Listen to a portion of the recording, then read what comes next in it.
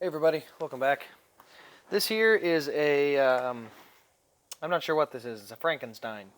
So what I did, I took a 2011 chassis and a 2011 car and a 2016 car, and I tried to do an engine swap. So it looks very similar on the outside, all looks about the same.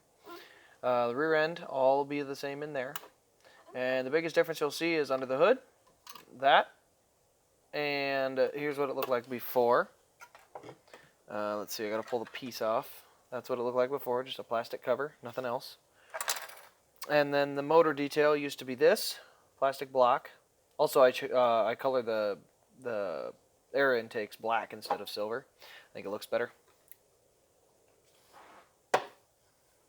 And so yeah, now our motor looks like that. Looks a lot nicer. So let's get into the details of what I did here. Okay, I massacred a poor 2011 diecast. It is destroyed. Yeah, not even a front end left on it because I did the motor change. I'm gonna try and put it back together and see how bad it looks. It's not good, not pretty at all. But we'll figure out if we can salvage parts and pieces off of it and make it any more. But let's take a look under the hood here. So under the hood, there we go. Let's get all the light we can in here. Under the hood, we've got now all them belts, hoses, wires, the black air intake, versus that. So basically the biggest difference is the air intake is black.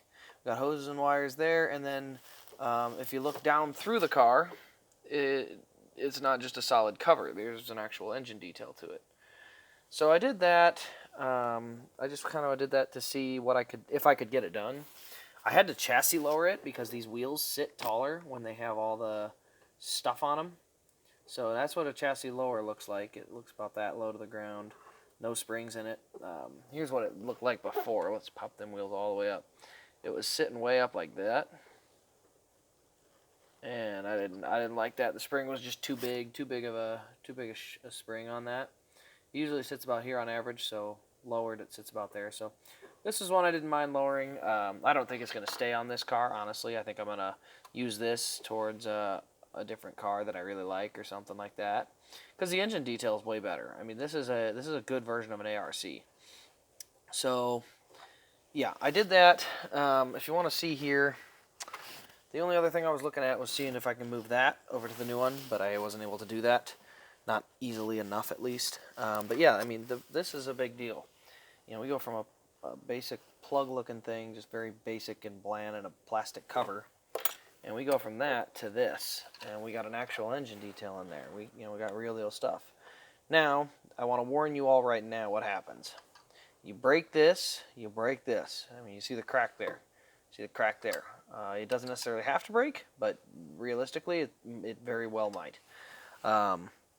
Another thing you'll probably have happen, like here, tailpipes, those busted. Not busted, but I had to break the springs off.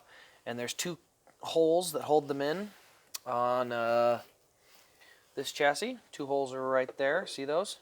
There are no holes on here, so I had to saw them or cut them down. So I cut those holes down so that way they could glue nice and flush in there. See, it's a little off, but not bad. Looks still good enough, and it is low enough it can just fit under the skirt, so we're all still good there. And then underneath here, I had to cut and sandwich a whole bunch of pieces and parts under here. I snipped countless parts in here. I cut a couple of belts. Let's see, under the front. This air intake, that had to get cut. That's not normally that short. It's actually a longer air intake. I had to get that cut. The engine had to get essentially pulled to parts, like pulled to pieces. And yeah, so there's a number of things that had to get done to this chassis to make it work. But I will say the finished product here, that looks fantastic. I love this thing. This thing looks amazing. It's not going to stay on this one. It will for now, but eventually this is going to end up in one of my favorites, one of a custom maybe, something like that. And that's where it'll stay. But as for now, it'll stay right where it's at. I like it. I might customize some more stuff on it, but I did find out it can be done. You can take a 2011 motor and put it into a 2016 chassis. Again, be warned, you will have to make adjustments. You will have to make things fit. You may have to cut things. You will have to break things off of one of them. As I said, this 2011 is essentially toast. I don't know if I'm ever going to be able to salvage any of the parts and pieces off of this. But you know what? I got one car the way exactly I want it, and that's kind of all I was worried about. So, you know, I'm gonna go ahead and leave that where it's at, and then I'll deal with the rest of it at another time. So. Yeah, the biggest thing with this one is it's a lowered, and yeah, I had to lower it because the springs weren't working right. Like they just wouldn't. Like this is where it was sitting. It was sitting way off the ground. It looked almost like a Bristol car, you know, where they got the big front end way up off the ground like that. And then once I get once I get it lowered down where it should be, it's actually, this is lower than it's supposed to be, but it looks really good.